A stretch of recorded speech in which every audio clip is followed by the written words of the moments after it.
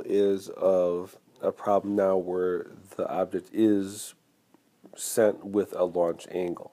And so the first problem, our launch angle was technically 0, so we refer to those as 0-degree launch angle problems or horizontal launch problems. This now has, next problem will have a launch angle that's not 0, so it starts off with both an initial y and x velocity. And so let's look at that. And so we can pretend here we have maybe a soccer field, and we'll have a person, a soccer player. We'll call them Jim. Here's Jim. Jim is going to run up to a soccer ball and kick it into the air. Woo! Like that. And Jim's going to kick the soccer ball with a velocity of 18.4 meters per second, an angle of 38 degrees. What we want to know is that if this ball lands back on the ground at the same height, again, what will the range of that be? How far horizontally will the ball travel? Well, also in this case, we'll ask what is the maximum height the ball reaches in the air. So some pretty normal questions for this kind of problem. We'll start this question off as we started off the last problem with a T chart to keep all of our data nice and organized. Separate these two problems a little bit there. So my T chart, I'll put it right up here. So I make a T, and we'll go X and Y again. And so we'll start off the same way. We'll say Vx equals Vi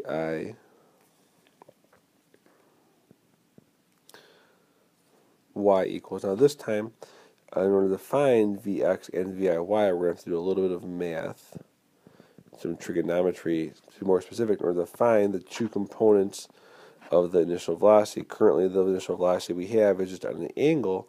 We need to determine how much of that initial velocity is going to be directed horizontally and how much will be directed vertically. Then we have our accelerations. Again, we know in the x direction our acceleration is 0 meters per second squared. In the y direction, the acceleration will still be just the acceleration of gravity, negative 9.81 meters per second squared. We need to solve for the x displacement. We don't know that yet. We also know that the total y displacement here, since this ball is going to go from the same height at the start and the end, the total y displacement, not the maximum, but the total y displacement, we would say is 0 meters. We look down the time again. The time is the same in both directions. In this particular problem, it also asks us for the dy max. And so that's my T-chart. Pretty simple to fill out. So the next step then for us is going to be finding that Vx and Viy. It's going to require us to do a little bit of trigonometry, so let's go ahead and let's put that down here. We're going to make a triangle, and so we know our initial velocity on the hypotenuse was 18.4 meters per second. So we're going to determine how much of that initial velocity is going to be directed horizontally, and how much will be directed vertically. And so the angle of the kick we said was 38 degrees. And so, as you might imagine, the Vx initial, which is the same as the Vx final, so we just write Vx, would be 18.4 meters per second times the cosine of 38 degrees. So I can put that into my calculator. I can do 18.4 times the cosine of 38 degrees. I'm going to get 14.5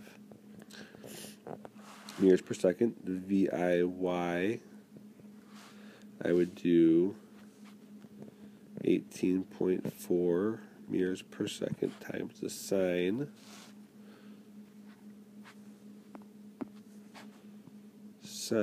of 38 degrees. So I have 18.4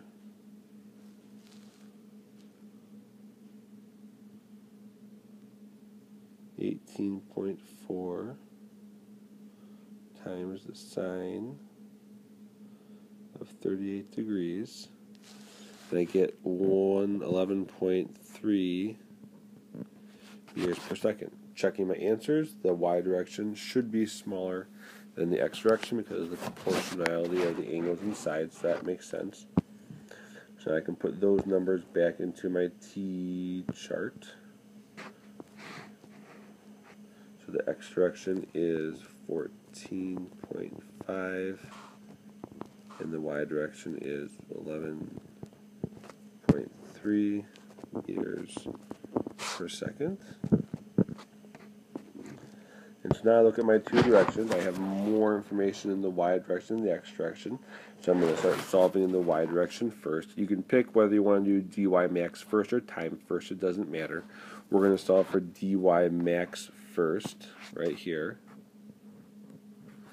Remember that this ball is going to travel in a parabolic path, something like this. Much like our y versus t graph we created yesterday. And that at the maximum height, the velocity of the ball at the maximum height, Vf, equals 0. And that's how we're going to define where the maximum height is. And so at that point, we know that Vf equals 0. That's always going to be true to maximum height. So I can use my Vf squared equation.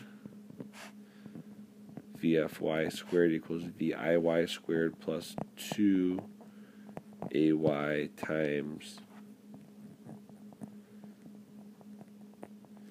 dy max, in order to find the maximum y height.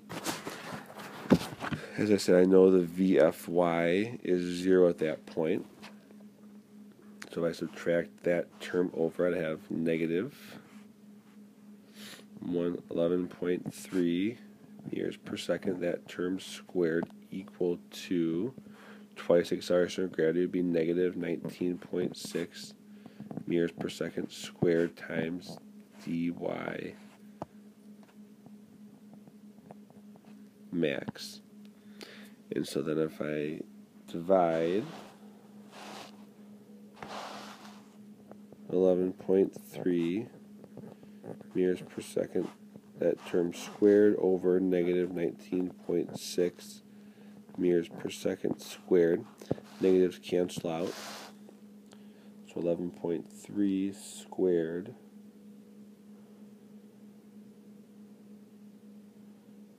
is 127.69 divided by 19.6, and I get a maximum height of approximately 6.51 meters. So that's a good answer. It doesn't really help me with the other part of the question, though, the maximum range. So now I need to calculate the time the ball is going to be in the air for with my y direction information, and then plug that back into the x direction. So again, I have dy, ay, and viy. I want to find t, so I use the Dozier equation. So I'll say, well, we can fit it right here, I think. So we can say that dy equals viy times t plus 1/2 ay t squared. Dy in this problem is 0. Now, eventually we'll start doing questions where dy is not 0, and then the Dozier equation turns into a quadratic. But for right now, we're going to keep it like this. So now I'm going to say negative 11.3 meters per second. T equals 1/2 of the acceleration of gravity is 4.905, so negative 4.905 meters per second squared. T squared, I can get rid of the negative signs and one of the t's. So now I would have 1.3 meters per second divided by 4.905 meters per second squared.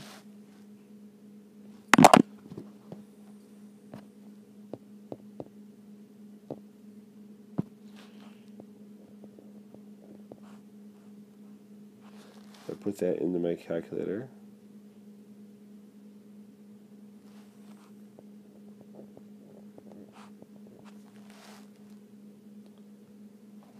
That would be 2.3 seconds.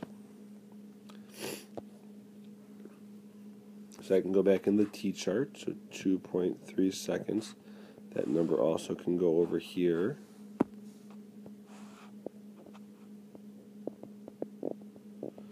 And now, lastly, in the x direction, there's a constant velocity. So again, much like before, I can say that dx equals vx times t. The vx was 14.5 meters per second. The time is 2.3 seconds. And so I can say that 2.3 times 14.5 is going to be approximately 33.4 meters. That would be the x displacement. So essentially the same process. It's a 0-degree launch angle question, just a little bit more work because we have an initial y velocity and initial x velocity.